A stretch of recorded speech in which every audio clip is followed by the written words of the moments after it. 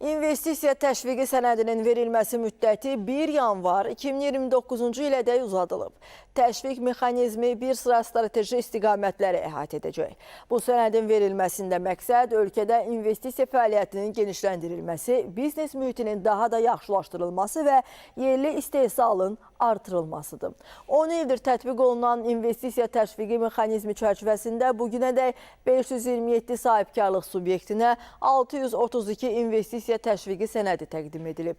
Bu sənəd əsasında 550-dən çox layihə fəaliyyətə başlayıb və digər layihələrin icrası istiqamətində işlər davam etdirilir. İndiyədək 1,4 milyard dollar dəyərində texnikanın, texnoloji avadanlıqların və qurğuların idxalı üçün 6497 təsdiq edici sənəd verilib. Sahibkarlar tərəfindən idxalda tətbiq olunan vergi və rüsumlardan 338 milyon dollara yaxın güzəşt əldə edilib. İnvestisiya təşviqi sənədi həmin sənədin əldə olunduğu tarixdən etibarən 7 il müddətində Azərbaycan Respublikasının vergi məcəlləsində və gömrük tarifi haqqında Azərbaycan Respublikasının qanununda müəyyən edilmiş güzəştləri əldə etməyə əsas verən sənəddir.